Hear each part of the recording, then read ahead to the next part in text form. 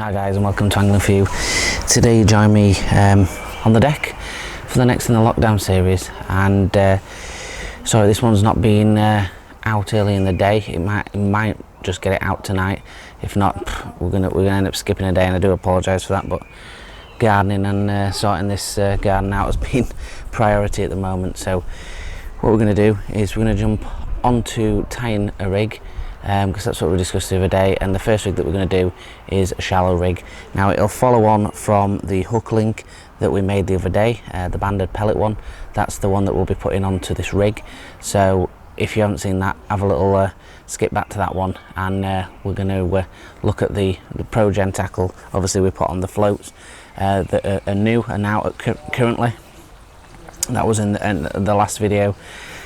This is going to be moving on to how to put those together as a complete rig for shallow fishing. So we're going to go with sort of a conventional shallow rig rather than a jigger rig. That'll come at a later date, but we're going to get obviously them all done over the time scale that we've got. So let's get round to. I'm going to zoom in to the top of my box because that's probably going to be the best place to put it, and we'll try and do it as close up and as in detail as we can. Alright guys, thanks a lot. Right guys, so we're going to tie a shallow rig. So firstly we're looking at the floats. We've got the cow and stem diamond shallow float. This is a 0.4. We're looking at 3 and 4 mil pellets, and even a 6 mil pellet that we can put on the hook, or on the band should I say, and obviously get this rocking and rolling. Now with these ones, like we say with the jigger floats that we saw before, they can go to ridiculous depths. Now this one, we're going to use the hook link that we used the other day, and sometimes you don't need a hook link if you want to take it really shallow and you want to be able to take it within millimeters, and you're not going to need a hook link because obviously you'll want that to be tied directly on the line. So if you watch the video of how you tie that on and you just don't make it a short hook link, you just make that the whole rig and slide the float on the top. But for the purpose of this video, we're looking at a shallow rig that's going to probably search down to about 18 inches to 2 foot. Now you might think that's not shallow. Anything that's at least over half the depth that you're fishing at is classed as shallow or up in the water. Now you will able to shallow this up to probably a foot or slightly under a foot, which 9 times out of 10 is a good sort of standard depth to be at. Now like I said, the first thing you need to do is choose the float. We've chosen the float, then we need to look at the line and the things that are going to go with it. Now with this rig I'm going to be using a light elastic. The elastic's going to be sort of a 10, I doubt an 8, but probably a 10 if I've got a medium sort of venue with a few snags, maybe an 8 if there's really no snags, and it depends what you want to do. If you're wanting to get them in quicker, if you're going to be catching a lot of F1s, then obviously that you need a little bit of a softer elastic, so not to bump the fish off. Now the line I'm going to use is an 016 line, and it's just pretty durable, to be honest. It's nice and strong, but it's also really low diameter, and that's where you can get away with it, because this time of year you're going to end up hooking into double sized fish, and at least you've got a line on there that's going to last and you're not going to ping anything off. So you've got the line, we've obviously got the float itself. The next thing we need to do is look at the rubber attachments. Now this is obviously what's going to slide onto your float and is going to allow you to keep the line running straight through the float, and then obviously that's really important with any sort of pole fishing, unlike a waggler fishing. If you were fishing a conventional style waggler or anything like that, you wouldn't be doing that. You would obviously have that fixed at the bottom. So while we've got that, the hook link that we're going to do is a hook link that we tied last week, which we tied on the hook link tying video on the lockdown videos, and you can see that's got that MCMB size 16 on there, and it's got that nice little bait band on ready to rock and roll. So that's the last thing that we need to think about. We need to start looking at which size rubbers fit onto the float, and that's really important, because if they're too tight you end up ripping through, but if you're not tight enough you'll end up they'll just slide down your line, and if you're flicking a rig over, that's no good to anybody. So I suggest obviously getting one of these selectors. Now this selector, they're just mixed. I've obviously got some from ProGen, and I just have them in there, and all I do is push them to find a size. So that is what you want there. You want to be able to push it on, and it pushes on, but it's tight. And if it goes on like that, and you have to put a little bit of, like you can see there, I've got to put some resistance to pull it off. That means it's the right size. If I'm struggling to get it on and I'm pushing through the side of the tube, then that is completely the wrong size. Now this size floats, you only need 2 rubbers. On bigger floats you can need 3, even 4 if you've got a really big float. And the size is important. So around a centimetre and a half is what I do for my standard rubber size. Now the other thing is, when we put the rubbers on, there's a certain way I always leave the second, and I'll go through that when we get to it. So obviously we start by taking off line. Now if you're gonna do one where you have to tie the hook first, then you'll have to gauge what amount of line you need for that rig. But because we're adding a hook link, we can just leave it on the spool and just thread it straight away without having to worry about that. So there's a side eye on the ProGen ones, and I've not got my glasses on, so there we go. So as you can see, we've slid the float on. That's on the side eye, and once it's done, you can just slide that out of the way to start off with, and we thread these 2 rubbers on. So this is where the eyesight is tested. So we've got one on there. So the rubbers slide straight onto the line, and same with the other one. Now a lot of the times, and I've said it in other videos, I tie a lot of my rigs by the bank side, depending on the conditions, and it's not that I don't have any tied up, I do, but I just like to tie my float up for that session. That's just something I do. If I were fishing a match, which I rarely do, I would obviously have some ready. Now because we're going to fish shallow, I'm only going to pull through a couple of foot of line. You don't want to waste all your line if you know you're going to fish in it as a shallow rig. And then once you've done that, so the line's obviously through the float and it's through these rubbers, what we're going to do is just slide the rubbers on one by one. So make sure you don't let the other one slide off the other end of the line, and it's careful when you put your rubbers on to hold the stem of the float and gently ease that silicone on. And if you don't do it and you do it too hard, you can end up bending your float or breaking. Like I've said before, though, they are really good quality floats, these. So now this is the important. So a lot of people I see all the time, they push the rubber on full. So they'd have that one on full, and then they'd have the other one full. And when I say full, I mean past the end of the tip of the float. Now as you can, I don't know if you can see that, I'm going to hold it with as best I can. There's a bit there that's bendy, and that's really important. That means if I rotate it like that, it's not going to attach on anything, and it just gives you that little cushion with your rig. I always do that, no matter what float, what rig, whatever I do, I always do that. So that's really important. So you've got one at the top, and I always have it right up against the body. If it was a big float, I'd have one in the middle, and then I'd always have one at the bottom with a slight overhang, and I overhang it probably by about 30% of its length. And the simplicity with the rest of the rig is so simple. So what I've done with the line, I've just put my finger in it and made a loop, and like I've done it, you've seen it on the hook link, it's just an overhand loop. So I've passed that through the line to create a loop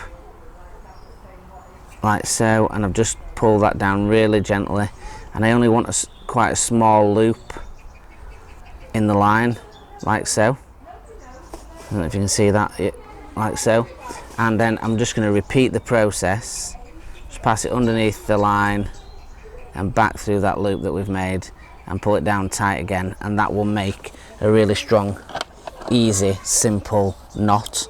Now all you need to do now is just find where the join is, and the tag end where it's out the way, we don't need that. And obviously make sure you don't cut your main line, because that wouldn't be good, because you'd be starting all over again. And we've got a nice neat little loop there, so you can see, really simple. Now if I grab hold of the hook link, which we've got over here, it's always easier to pass the hook link through the main line rather than the opposite way around, because obviously you've got to pass the float otherwise, and it's a nightmare. So we've got, this is the loop in my main hand, this one I'm wiggling, this is the main line, this is obviously the hook link. So you just push the loop, and this is called a loop to loop connection. So you just push that, you grab the main line and you push the loop through the loop on the main line, like so, and you can see that it's now sat on the main line, like so. So the line is through that loop. Now the loop of the hook link, it really is this simple. The loop of the hook link, you pass the hook through that loop in your hook link, and you gently pull that down until it just goes over the knots. Make sure it goes over the knots, and that's it, and just pull it down, and you can see there it's together, and that's called a loop to loop connection, and it's that simple. It's really neat, it's really tidy. You can make your loops smaller if you want. They're quite small loops, really simple. If I was doing a bigger rig for a loop to loop, I usually have a little dropper on there, but because we're doing shallow, it's going to be different. So we'll go to the shotting. Now this rig is still attached to that spool, so we're not wasting any line, and like I said, we want around the 2 foot mark. So I've got around 2 foot there, and what I'm going to do now is just pull the float and take off just an extra 18 inches, and again I'm going to make that same loop. So it's still this side's attached to the spool, this side's attached to the float, so I'm making that loop in the line. So I'm just pushing 2 pieces of line together to create that loop, and then with that loop I'm just folding my finger through the middle of it and then round and creating that same loop that we've just done for the loop to loop connector, and pull that down, and we completely follow the exact same. So we've put the line together, put his finger in between and gone round, and again pass it back through, and it pulls it down onto that same knot, and that now has created that hook link, that rig, sorry. So what we need to do next is find that line so we don't drop it, and just snip off the line to the spool, give yourself a centimetre or so, and we have the rig. So we're pulling that back now. You can see the float with the rubbers, and we keep going down, and we hit the loop to loop connection and the hook link itself with the hook and the band on it. So we're going to go a little bit into shotting now. Shotting is, I've got, obviously, like I said, I do a lot of it on the bank, but for shallow fishing, obviously you're going to have a weight within what pellet you're using. So if you're using a 6mm, you'd need obviously less shot, and if you're going to use a 4mm, you're going to need more shot, and it's simple as that.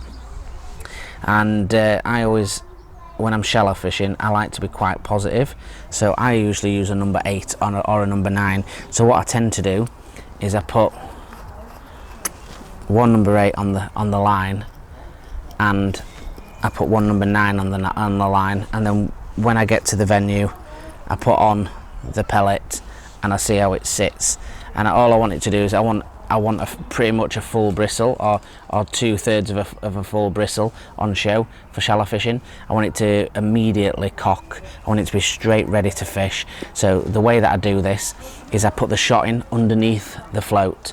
Now what we do there, well, the reason we do that is, like I said, when that hits the water, that weight just cocks that float straight away, because you're going to be slapping it over, it's going to hit the water, and the float, you want it to stand up straight away, and the rig will then fall naturally through the water because there's going to be no shot down the line, and you're going to get the plop of the float, and you're going to get the plop of the pellet dropping in, and the pellet will drop down slowly in the water, and obviously the rig will be straight away, will be tight, and you're ready to fish.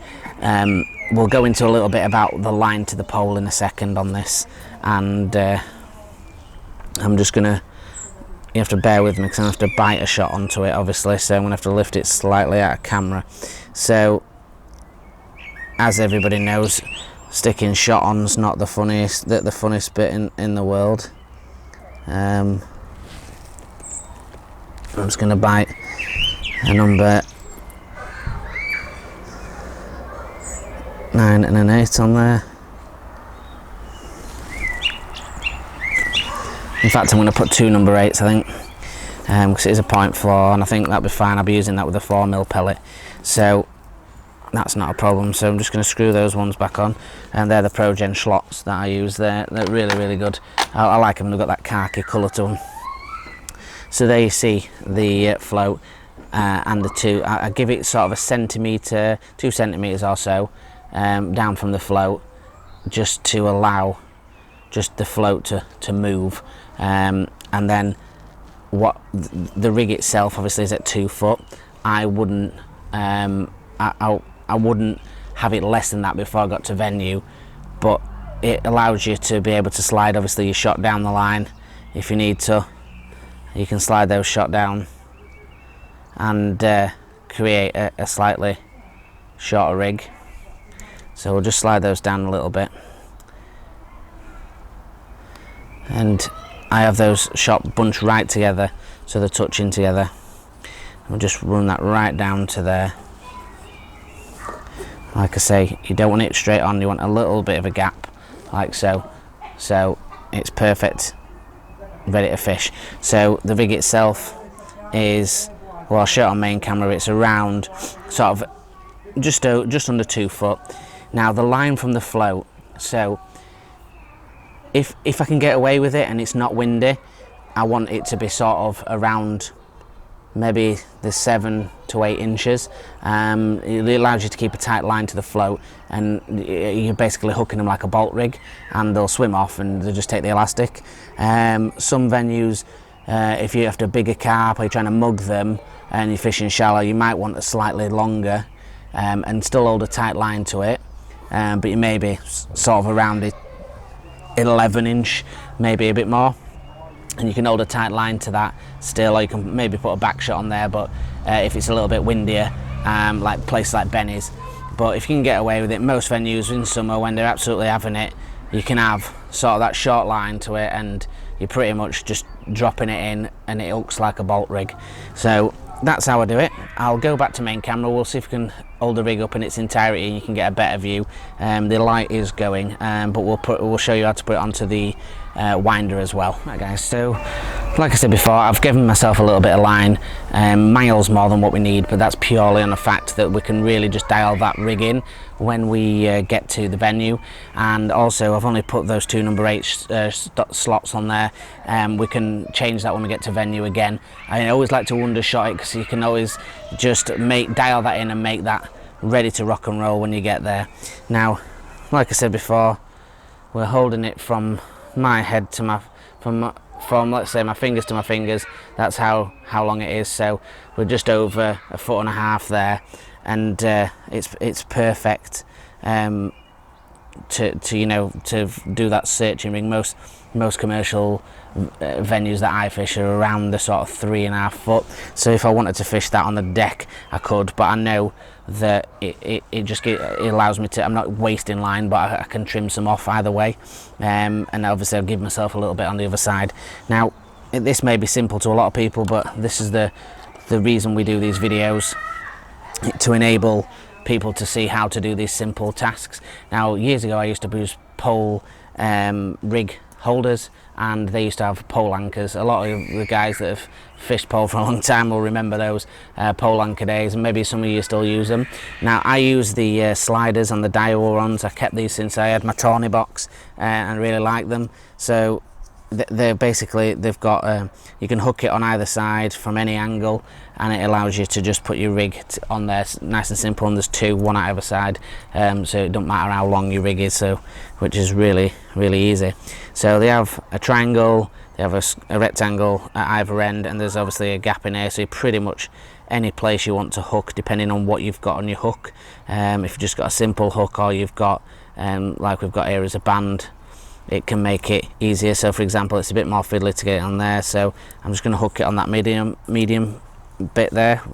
So once it's hooked, the same way as the eye is where you follow the line, and you literally just wind it on, as simple as that. And like I say again, this is for the beginner anglers that don't know how to do it. That's why we're doing it. And you'll see that one side of this rig winder is got a bit deeper gap than the other one, and that's to allow your float to go in it. So if you wouldn't put your float on the other side, if it is wrong and it's sat on this side, then just extend it or make it smaller to allow it to sit on this side, and that allows your float to not be crushed in your box. So we go around and just wind that line onto there, and then once you get to the top, these sliders move. So obviously you got mono, so it's stretchy, and you can just drop that line onto the hook and just slide that, and then that holds it on. So you've got a perfect rig that's held on there. And then I have a permanent marker which I always have in there, and I can just write on there diamond shallow, and we're ready to go. And that just allows you, and that's why I always have a permanent marker in there, so you write onto your side of your rigs, and then you just pick them up, have a look, you know what you've got, you straight away, you know what line, and you can put what hook you've got on there depending on how much you want to go into it. And that's how we're doing, nice and simple. And that's one of the 5 obviously that we've got to do over the next coming days or weeks. And you know, I just thought I'll share that one with you today. Got a lot of people asking me about it, and again, what I'm saying is for the beginner who's never made the pole rigs before and that buys them, this is it broken down into a simple way of doing it. Now, any questions, don't hesitate in asking. The other ones will cover all aspects of fishing, and I have got some other floats which can do margin ones as well, which weren't in there, that we can go into as well, about margin fishing and how I would tie that up for certain things and certain hook baits and stuff like that. So that's not a problem, but hopefully this is helpful to you. These are what obviously I'm being asked to do, and you know, I enjoy doing them and showing you guys what we've got and how to do things. So join us on the Facebook group as always. Great bunch of guys on there, and share. You can obviously not at the moment, but we can share as videos and things that we're doing with people, and enjoy sort of having a nice chat about bits and bobs. Join us on the Instagram at angling_for_you, where it's all about the photos and sharing photos about your fishing, and again, you can ask us questions on there, and obviously like and subscribe for us if you can on the YouTube, and share with your friends, and it is to the next one, guys. Thanks a lot. Tight lines.